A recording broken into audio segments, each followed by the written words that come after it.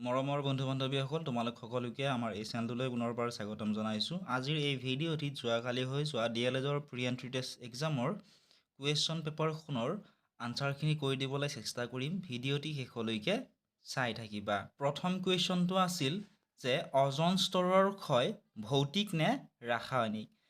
অজন স্তৰৰ ক্ষয় হৈছে ৰাসায়নিক। 2 নম্বৰ প্ৰশ্ন, জৈৱ বৈচিত্ৰ্য দিৱস কেতিয়া পালন কৰা হয়?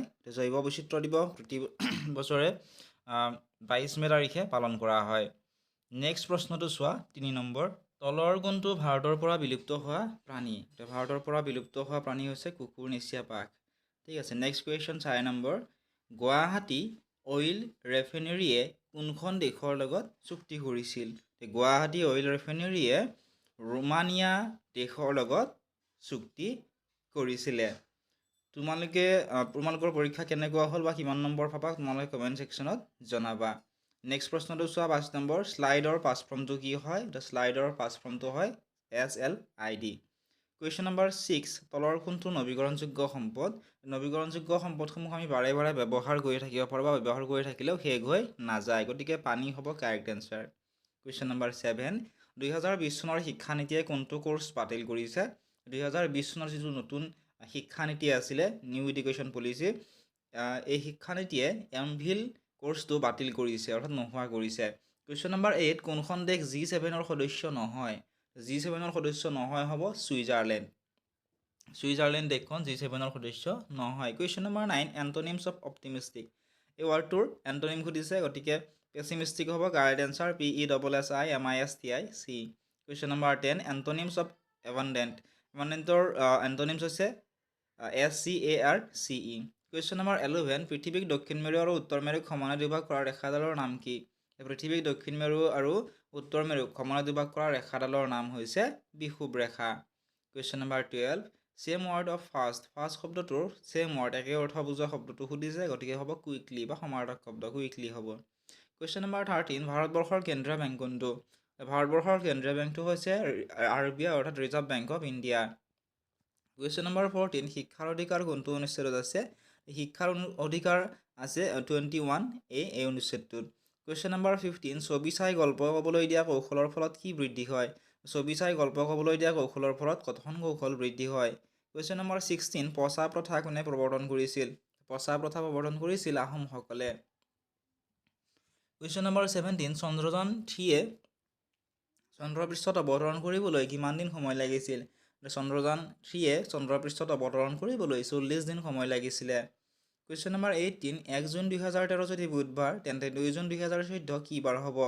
যদিহে 1 জুন 2013 বুধবাৰ হয়, তেতিয়াহ'লে 2 জুন 2014 শুক্ৰবাৰ হ'ব। কুৱেশ্যন নম্বৰ 19, দূৰৱস্থাৰ সন্ধি ভাঙিবলৈ দিছিল শব্দটোৰ। উত্তৰটো তোমালোকে কমেণ্ট ছেকশ্যনত জনাবা। ভুল হ'লে কমেণ্ট ছেকশ্যনত মই উত্তৰটো দি দিম, তোমালোকে চাই ল'ব পাৰিবা। কুৱেশ্যন নম্বৰ 20, তলৰ কোনটো বানান শুদ্ধ? যিটো যুধিষ্ঠিৰ বুলি শব্দ আছে স্ক্ৰীণত দেখা, সেই বানানটো শুদ্ধ আছিলে। কুৱেশ্যন নম্বৰ 21, যদি সূৰ্যটো পূব পিনে উদয় হয়, তেনেহ'লে ৰাতিপুৱা এজন মানুহে উত্তৰ দিশে গতি কৰিলে তেওঁৰ ছাটো কোনফালে থাকিব? যদিহে সূৰ্যটো পূব পিনে উদয় হয়, তেনেহ'লে ৰাতিপুৱা এজন মানুহে যদি উত্তৰ ফালে গতি কৰে, তেনেহ'লে ছাটো তেওঁৰ বাওঁফালে থাকিব। কুৱেশ্যন নম্বৰ 22, কোন বছৰত অসমত ৰাষ্ট্ৰীয় খেল অনুষ্ঠিত হৈছিল? অসমত ৰাষ্ট্ৰীয় খেল অনুষ্ঠিত হৈছিলে 2007 চনত। কুৱেশ্যন নম্বৰ 23, বহুকোষী অণুজীৱৰ উদাহৰণ হ'ল? বহুকোষী অণুজীৱৰ উদাহৰণ তোমালোকে লিখিব পৰা শেলাই আৰু ভেঁকুৰ, সেই অপশ্যনটো হ'ব শুদ্ধ উত্তৰ। কুৱেশ্যন নম্বৰ 24, পৰীক্ষাগাৰৰ থাৰ্মোমিটাৰৰ পৰিসৰ কিমান? পৰীক্ষাগাৰৰ থাৰ্মোমিটাৰৰ পৰিসৰ হৈছে 10 ডিগ্ৰী চেলছিয়াছৰ পৰা 110 ডিগ্ৰী চেলছিয়াছ। কুৱেশ্যন নম্বৰ 25, সাধাৰণতে কোন অঞ্চলবোৰ খনিজ সম্পদৰ বাবে চহকী? উত্তৰটো হৈছে সাধাৰণতে মালভূমি অঞ্চলবোৰ খনিজ সম্পদৰ বাবে চহকী। কুৱেশ্যন নম্বৰ 26, ICCR সম্পূৰ্ণ অৰ্থ কি বা ফুল ফৰ্মটো কি? ICCR ফুল ফৰ্মটো হৈছে Indian Council for Cultural Relations. Next question চোৱা 27 নম্বৰ, শক্তিৰ এছাই একক কি? শক্তিৰ এছাই একক হৈছে জুল। কুৱেশ্যন নম্বৰ 28, ইটাখুলিৰ ৰণ কেতিয়া সংঘটিত হৈছিল? ইটাখুলিৰ ৰণ সংঘটিত হৈছিল 1682 চনত। কুৱেশ্যন নম্বৰ 29, সোণালী বান্দৰ কোনখন ৰাষ্ট্ৰীয় উদ্যানত পোৱা যায়? সোণালী বান্দৰ ৰায়মনা ৰাষ্ট্ৰীয় উদ্যানত পোৱা যায়। কুৱেশ্যন নম্বৰ 30, দ্ৰৌপদী মুৰ্মু কিমানতম মহিলা ৰাষ্ট্ৰপতি আছিলে? দ্ৰৌপদী মুৰ্মু দ্বিতীয়তম মহিলা ৰাষ্ট্ৰপতি আছিলে। কুৱেশ্যন নম্বৰ 31, বংগ বিভাজন কেতিয়া সংঘটিত হৈছিল? বংগ বিভাজন সংঘটিত হৈছিল 1905 চনৰ 16 অক্টোবৰ তাৰিখে। কুৱেশ্যন নম্বৰ 32 শিলভদ্ৰৰ ছদ্মনামটো কি শিলভদ্ৰৰ ছদ্মনামটো হৈছে ৰেৱতী মোহন দত্ত চৌধুৰী কুৱেশ্যন নম্বৰ 33 কুণ্ডত কটা শব্দৰ অৰ্থ কি কুণ্ডত কটা শব্দটোৰ অৰ্থ হৈছে ধুনীয়া কুৱেশ্যন নম্বৰ 34 বক্সাৰ যুদ্ধ কাৰ কাৰ মাজত হৈছিল বক্সাৰ যুদ্ধ হৈছিলে বংগৰ নবাব আৰু ব্ৰিটিছৰ মাজত কুৱেশ্যন নম্বৰ 35 ৰাজ্যসমূহক ৰাজ্যপালে তেনেহ'লে কেন্দ্ৰীয় শাসিত অঞ্চলক কোনে চোৱা চিতা কৰে যদি ৰাজ্যসমূহক ৰাজ্যপালে চোৱা চিতা কৰে তেতিয়াহ'লে কেন্দ্ৰীয় শাসিত যিবোৰ অঞ্চল আছে সেই অঞ্চলত বোলো কোনে চোৱা চিতা কৰে সুধিছে উত্তৰটো হৈছে ৰাষ্ট্ৰপতিয়ে কুৱেশ্যন নম্বৰ 36 সংবিধানৰ কোনটো অংশ সংশোধন কৰিব নোৱাৰি সংবিধানৰ প্ৰস্তাৱনা অংশটো সংশোধন কৰিব পৰা নাযায় নেক্সট কুৱেশ্যন 37 নম্বৰ পৰিৱেশ সংৰক্ষণ বিষয়টো কোনটো অনুচ্ছেদত আছে পৰিৱেশ সংৰক্ষণ বিষয়টো আছে 48A অনুচ্ছেদত কুৱেশ্যন নম্বৰ 38 অসমৰ মানচেষ্টাৰ কোনখন ঠাই কোৱা হয় অসমৰ মানচেষ্টাৰ বুলি কোৱা হয় শুৱালকুছিক নেক্সট কুৱেশ্যন চোৱা 39 নম্বৰ তোক শব্দটোৰ বহুবচন ৰূপ কি